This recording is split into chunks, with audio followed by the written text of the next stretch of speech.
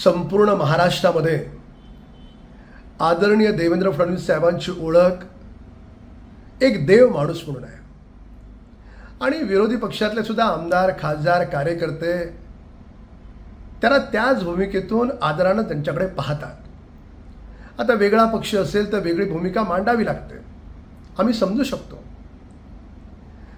पण खासदार प्रणिती शिंदे खासदार झाल्या शुभेच्छा त्यांना, पण महिनाभर कसली वाट पाहत होतात तुम्ही? निवडणूक पूर्ण होऊन आता महिना व्हायला आला। जर तुमच्या आरोपांमध्ये तथ्य काही आहे तर महिनाभर का गप्प बसलात? कोणी तुमचं तोंड शिवलं होतं का? कुठे तक्रार केली नाहीत? आज आपण बोलतात त्यावेळेस का नाही बोललात? म्हणजे महाराष्ट्राला, महाराष्ट्राच्या जनतेला हे काँग्रेसचे नेते किती गृहीत धरतात पहा।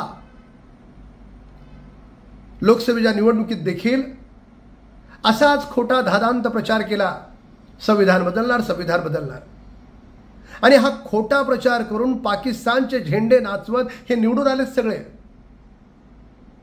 महाराष्ट्राची जनता हे कधीही विसरणार नाही।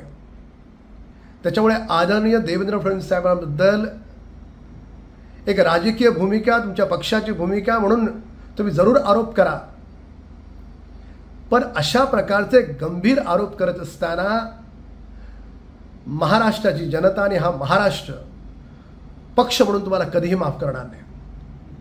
ताज्या घडामोडींसाठी जनहितवादी चॅनलला सबस्क्राइब करा आणि बेल आयकॉनला क्लिक करायला विसरू नका। जनतेचा बुलंद आवाज, जनहितवादी न्यूज।